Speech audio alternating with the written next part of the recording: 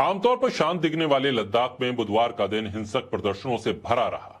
हिंसक प्रदर्शनों के चलते कई लोगों की जान गई और प्रदर्शनकारी और पुलिस के बीच झड़प हुई। कम से कम 59 लोग घायल हो गए हैं और ऐसे में प्रदर्शन क्यों हो रहा है, ये सवाल खड़ा हो गया। दरअसल 3 मांगे हैं। लद्दाख को पूर्ण राज्य का दर्जा मिले, 6वीं अनुसूची के तहत संवैधानिक सुरक्षा मिले, करगिल और लेह अलग अलग लोकसभा सीट बने, सरकारी नौकरियों में स्थानीय लोगों की भर्ती हो। पिछले 5 साल से यह आंदोलन चल रहा है और सोनम वांगचुक पैदल मार्च तक कर चुके हैं और दिल्ली तक आ चुके हैं और वहां लद्दाख में भी वो धरना दे रहे हैं। 5 साल से सत्ता में बैठी पार्टी भारतीय जनता पार्टी, वहां के सांसद, देश की सरकार को यह नहीं पता था कि सोनम वांगचुक कौन है। अब अचानक जब 5 साल तक आवाज सुनी नहीं गई और मामला उग्र हो गया तो याद आने लगा बीजेपी आईटी सेल को कि सोनम वांगचुक चीन के, सीआईए के, पाकिस्तान के और जाने किस किस के एजेंट है और ये 11 सालों से केंद्र की सत्ता में बैठकर ये नहीं पता लगा पाए कि सोनम वांगचुक क्या कर रहे हैं। दुनिया भर के एजेंट, दुनिया भर के घुसपैठिए, दुनिया भर के डीप स्टेट भारत में ऑपरेट कर रहे हैं। यह बात तब पता चलती है जब बीजेपी आईटी सेल अलग अलग फोटोज, वीडियो जारी करता है, व्हाट्सएप यूनिवर्सिटी से आने वाले कमेंट को ट्वीट करता है, लेकिन गृह मंत्रालय पिछले 11 सालों से क्या कर रहा है, ये किसी को कुछ नहीं पता चलता। केंद्र शासित प्रदेश लद्दाख के लेह में हिंसक प्रदर्शन हुआ। गुरुवार को करगिल बंद रखा गया। एकजुटता और शांतिपूर्ण विरोध दर्ज कराने के लिए करगिल डेमोक्रेटिक अलायंस ने पूर्ण बंद का आह्वान किया, जिसका असर भी दिखा। करगिल में दुकानें, व्यापारिक प्रतिष्ठान, बाजार बंद दिखे। आसपास के इलाकों में, आसपास के बूरो, साको, पनिखर, पदुम, ट्रांसपोर्ट और आसपास के कई इलाकों से सड़कों पर सन्नाटे पसरी हुई तस्वीरें सामने आई। सुरक्षा के मामले को देखते हुए पुलिस हर जिले में तैनात दिखी। ऐसा में सोनम वांगचुक, जो इस पूरे आंदोलन का चेहरा हैं, उनका कहना है कि सीमा पार से एक सीमा हैदर आ जाती है तो सैकड़ों घंटे की चर्चा इस देश का मीडिया करता है, लेकिन भारत चीन सीमा पर उथल पुथल हो रही है।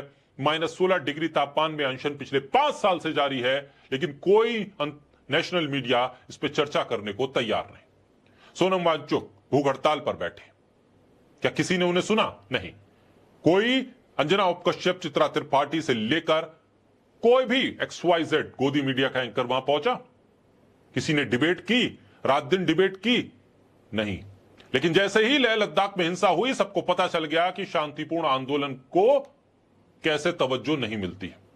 अब आईटी सेल उन्हें चीन का एजेंट बताएगा, क्योंकि ये चीन से दबाई हुई जमीन का मुद्दा उठा रहा है। वांगचुक ने कहा कि हजारों की संख्या में नौजवान बाहर आए हैं। कुछ लोग सोचते हैं कि हमारे समर्थक हैं, पूरा लेह ही हमारा समर्थक है, वांगचुक कहते हैं। ऐसे में ध्रुव राठी ने लिखा कि Sonam Wangchuk has done more good things for India than all BJP leaders combined. They are targeting him because they cannot tolerate educated people who speak up for their rights. They want everyone to be dumb and bhakt. It is similar to how Hitler target Albert Einstein.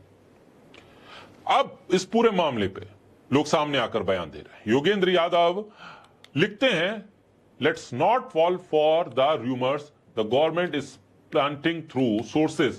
Ladakh are more peaceful and more patriotic than most of us, turning a deaf ear to their legitimate demand for statehood promised by BJP is not in our national interest. Please listen to Waangchuk, the voice of the people of Ladakh. दरअसल सोनम वांगचुक राजदीप सरदेसाई के साथ एक show में थे, जहां पर सोनम वांगचुक ने बताया कि कैसे उन्हें टारगेट किया जा रहा है, कैसे सीबीआई उनके पीछे लगाई जा रही है, उनके स्कूल्स पर किस तरह से रेड की जा रही है, बीजेपी आईटी सेल के लोग किस तरह से रूमर्स और फेक खबरें स्प्रेड कर रहे हैं, कैसे एलिगेशंस लगा रहे हैं कि अलग अलग कंट्रीज से पैसा लिया जा रहा है और सीबीआई की रेड उनके स्कूलों पे हो रही है।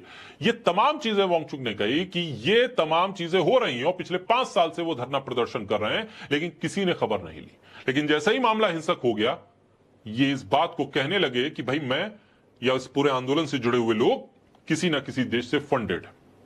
बहरहाल यह आंदोलन तो चल रहा है। इस आंदोलन की आग अब दिल्ली तक सुनाई दे रही है, लेकिन मामला हिंसा से नहीं सुलझेगा। मामला सरकार के साथ बातचीत से ही सुलझेगा, ये बात सब जानते हैं और सब समझते हैं।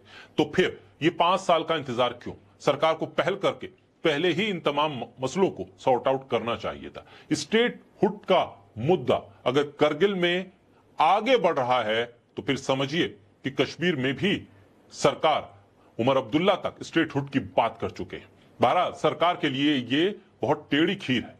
कैसे सुलझाएगी सरकार, ये बड़ा सवाल है। लेकिन इस देश का मीडिया कैसा खामोश बना हुआ है पिछले 5 साल से, और अचानक उसे याद आने लगी।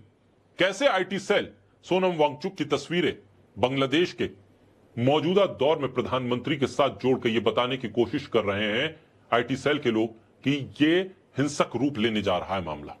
कैसे उन्हें बदनाम करने की कोशिश की जा रही है, कैसे ये बताया जा रहा है कि सीआईए के एजेंट है, कैसे फंडिंग की बात की जा रही है।